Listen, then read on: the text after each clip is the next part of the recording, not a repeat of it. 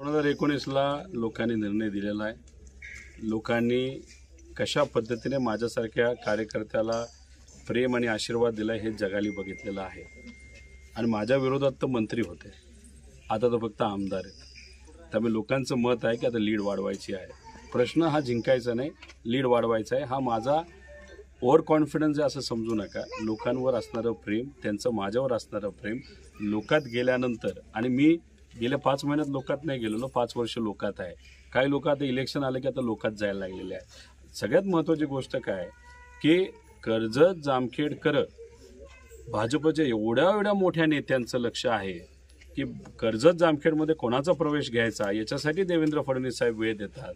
महिलांवर अत्याचार होतो तेव्हा त्यांना वेळ देता येत नाही. जेव्हा महाराष्ट्रातला शेतकरी आज अडचणीत आहे तेव्हा त्यांना वेळ देता येत नाही.